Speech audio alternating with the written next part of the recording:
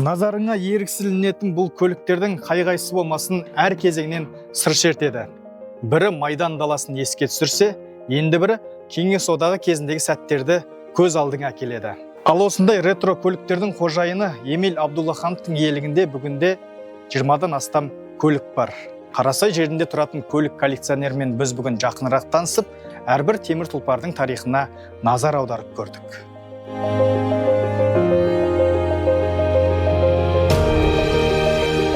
Когда так получилось, что 20 лет назад вышел на пенсию, ребята показали «Москвич» 401 моего года. Я 53-й, «Москвич» был 53-го года. А дальше это как игромания оказалась. Взял одну машину, потом другую машину, третью, и вот так вот потихоньку, в течение 20 лет начал собирать. А потом уже ребята, знакомые, познакомились, которые занимаются предоставлением машин на съемки, начали предлагать машины для съемок. Поэтому ряд машин уже снялись. Это снялась, меня зовут Хожа, на высоте машина. Вот «Москвич» тот же первый, который по душе взял, тоже снимался, про Богословского, Жургенева.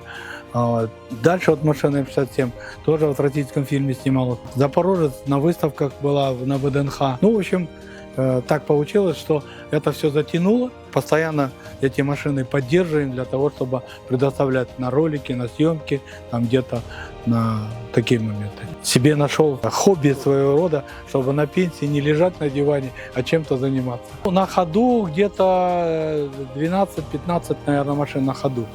Остальные есть машины, которые надо еще... Ну, понятно, что машины стоят, надо делать, кое-какие машины надо восстанавливать. Есть машины, которые со съемок были использованы и по сценарию были поломаны, в обрыв скинуты. Их надо доделать. Да, автомобиль «Чайка». Кому-то, конечно, она из руководства принадлежала, потому что машина такая была только у таких людей. Теперь эту машину сейчас готовлю для съемок про Кунаева. «Чайка» назвали это вот... Космонавт Терешкова была, «Чайка», позывной «Чайка», и назвали в честь «Чайка». Ну, как бы уже сильно расширяться и время, и возможности таких вот. Надо уже то, что есть, держать в тонусе эти машины. Вот сейчас вот эту машину тоже готовим на съемки, видите, была не готовая, быстро-быстро, срочно пытаемся делать.